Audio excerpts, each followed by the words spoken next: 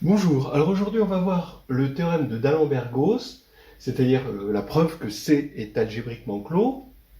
C'est la preuve qu'on peut trouver dans le carnet de voyage en algébrie 1.3.27, que je trouve présentable à un oral d'agrégation.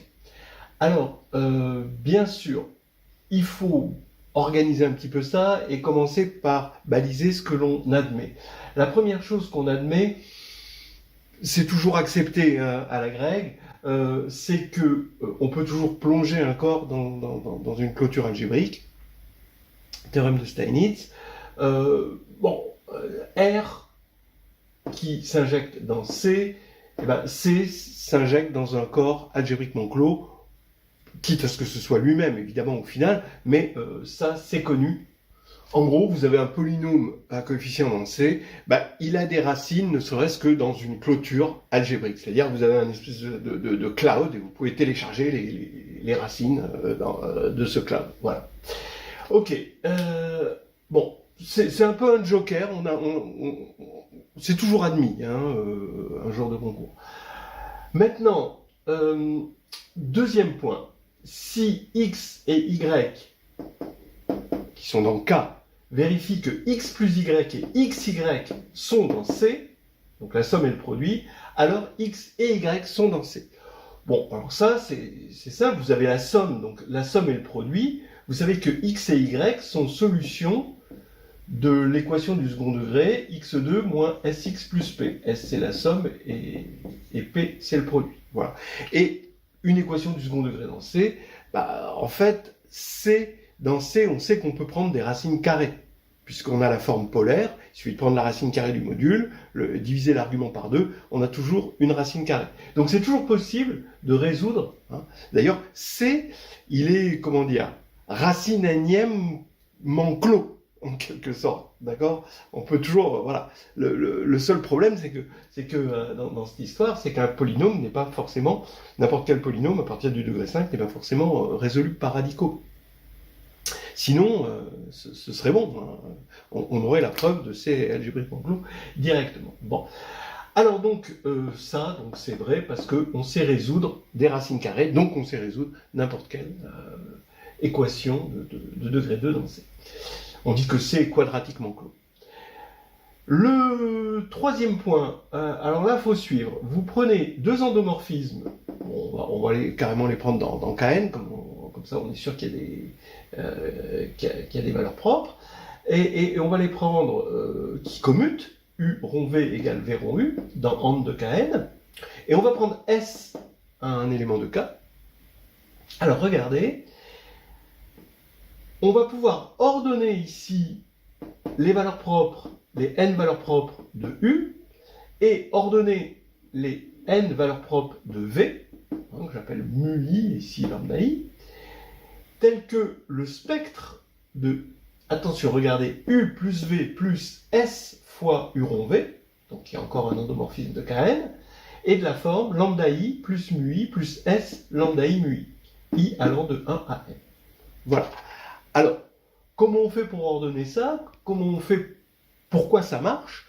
Vous voyez ça matriciellement. En fait, le mot-clé, c'est trigonalisation simultanée. C'est-à-dire que vous voyez U dans une certaine base de trigonalisation simultanée, parce qu'il commute, vous voyez U comme une matrice comme ceci, triangulaire, V comme une matrice triangulaire, donc U plus V, ça va être ça, et ici, vous allez avoir S fois le produit, mais le produit de ces deux matrices, ça va être encore une matrice triangulaire. Et donc vous allez avoir une somme de matrices triangulaires. Et évidemment, ici vous allez avoir lambda I, mu I et lambda I mu I quand on aura multiplié ces deux matrices-là. Voilà. Donc pas quelque chose de difficile si on a compris la trigonalisation simultanée. Dernier point dont j'ai pas mal parlé sur cette chaîne, la matrice compagnon. Donc si P est dans R de X, de degré n, alors vous avez une matrice de taille n, à coefficient R, donc vous mettez des 1 sur la sous-diagonale, là, et ici vous mettez l'opposé des coefficients de P. Alors P, on va le prendre unitaire, attention, il est unitaire, d'accord, pour que ça marche bien. Donc j'ai besoin que des n coefficients donc de 0 à n-1 de P, et cette matrice est telle que son polynôme caractéristique, c'est justement P.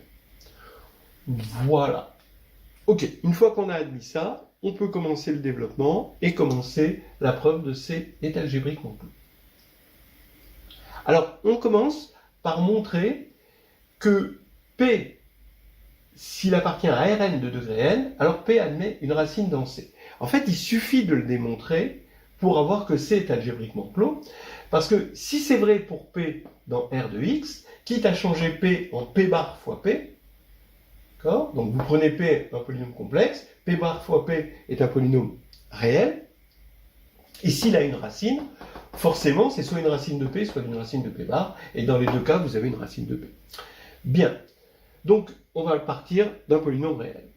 Maintenant, on va faire une récurrence sur n, le degré de P, mais attention, c'est pas une récurrence sur n, pas tout à fait, c'est une récurrence sur la deux-valuation de n, qu'on va appeler m. C'est-à-dire que n s'écrit de la forme 2 puissance mq, où q est impair.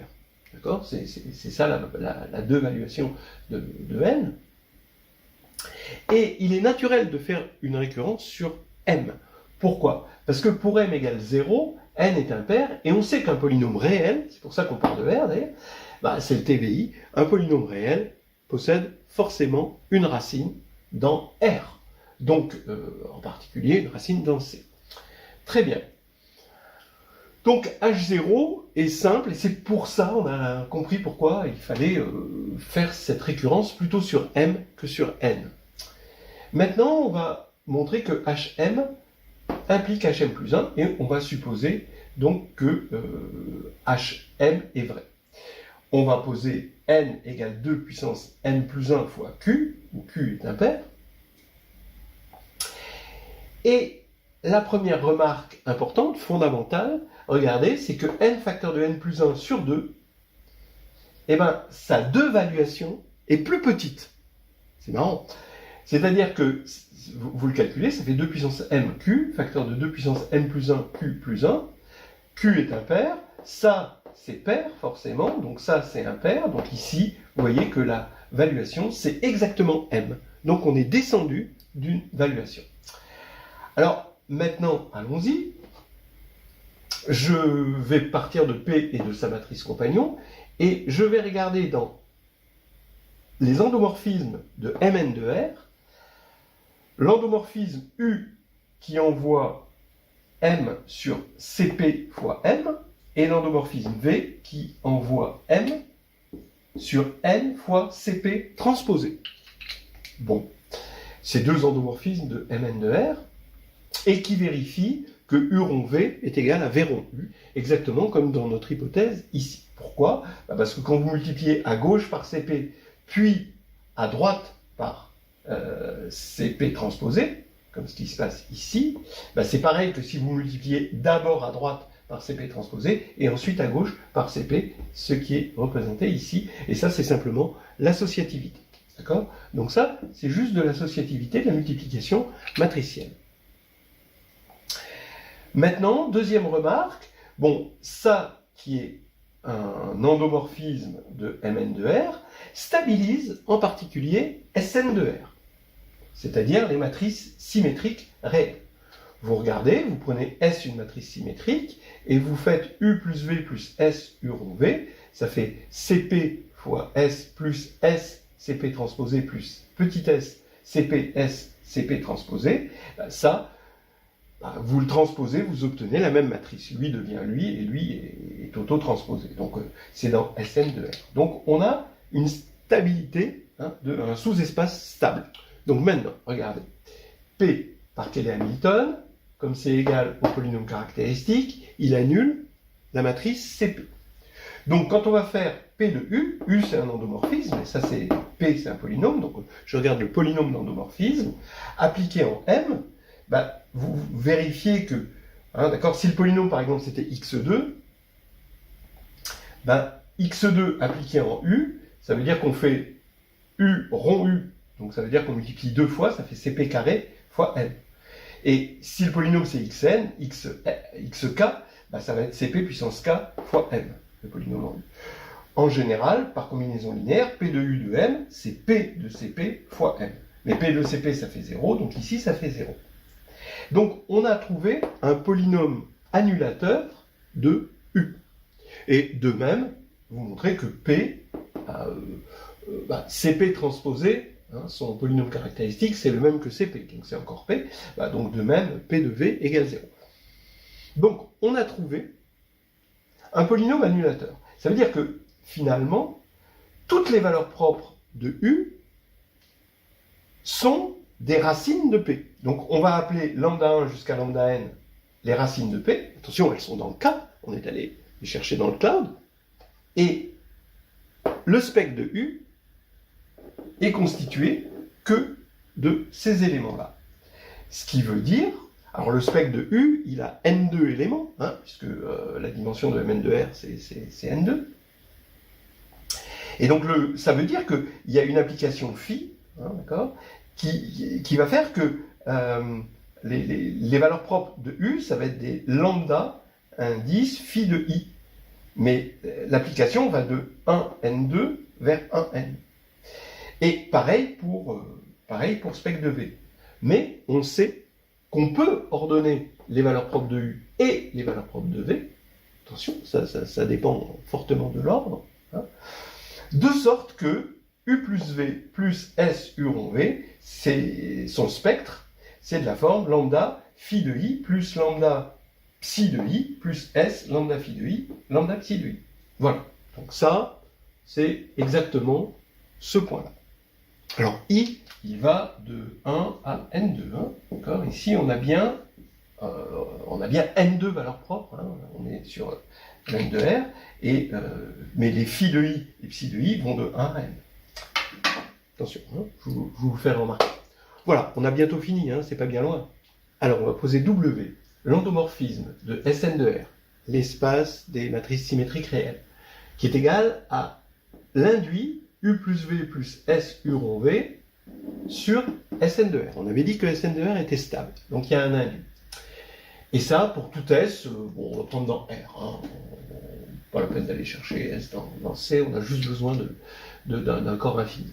Alors, ici, on remarque que le degré du polynôme caractéristique de W, c'est forcément la dimension de l'espace sur lequel il s'applique, et c'est n plus 1 sur 2, qui, justement, on l'a remarqué, était de 2 valuations m. Donc lui, on peut lui appliquer l'hypothèse de récurrence, puisque la 2 valuation de son degré est m. Donc, par récurrence, qui m possède une racine dans C, qu'on va appeler zeta indice S, pour tout S réel. Eh bien, j'affirme que, étant donné que W, c'est un induit, forcément, ses valeurs propres, ça va être des valeurs propres de U plus V plus S U rond V, forcément. Donc, d'après ce qu'on a vu tout à l'heure, zeta S est forcément de la forme lambda phi de K plus lambda psi de K plus S lambda phi de K fois lambda psi de K. Voilà. Forcément, c'est cette forme-là pour un K entre 1 et N2.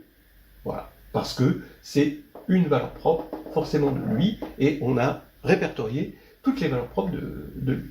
Bien. Mais maintenant, c'est là où on comprend pourquoi on a introduit ce S. C'est que R est infini. Or, les cas ici, je vous rappelle que phi et psi sont posés une fois pour toutes, parce que eux, ils ne dépendent pas de S. Attention, au cas où il y a quelqu'un qui lève le doigt, qui dit, monsieur, phi et psi ne dépendent pas de S, parce que ça dépendait que de U et V. Donc c'est indépendant de S. Bon, ok. Bon, K, il parcourt un ensemble fini, et S parcourt un ensemble infini, donc il ne peut pas y avoir injectivité. Donc il y a forcément deux S et S' qui correspondent au même cas, alors que les S et S' sont distincts. Donc on a un zeta S qui est égal à lambda phi de K plus lambda psi de K pour un certain cas donné, plus S lambda phi de K, lambda psi de K, et zeta de S', c'est la même chose pour le même cas. Ça, on sait que c'est possible parce que R est infini. Bien. Et je rappelle que c'était les racines dans C. Donc ça, on est dans C. Zeta S est dans C et zeta S' est dans C. Donc maintenant, on va appliquer le deuxième point. Parce qu'on voit par élimination que si je multiplie par S' ici et la deuxième égalité par S, ben, j'obtiens que la somme ici est égale à S', zeta S moins S zeta S' sur S' moins S, et le produit est égal à zeta S moins zeta S' sur S moins S'. Bon, c'est juste la combinaison linéaire d'égalité. Et donc on a C et C ici, ça c'est dans C, forcément, ça c'est dans C. Pourquoi? Ben, parce que ça c'est dans C, hein, et que S et S' sont dans R. Donc ici, c'est bien dans C. Donc ça veut dire, maintenant, on a la somme et le produit dans C, donc ça veut dire que ces deux éléments sont dans C. Donc on a trouvé au moins une racine. Là on a trouvé deux, mais ça peut être la même, hein. Mais en tout cas on a trouvé au moins une racine dans C de P. Et c'est terminé d'après ce qu'on a dit tout à l'heure. Voilà, c'est fini. Je ne sais pas combien de temps il prend, mais je pense qu'il y a moyen de le faire rentrer en 15 minutes. Carnet de voyage en algébrique.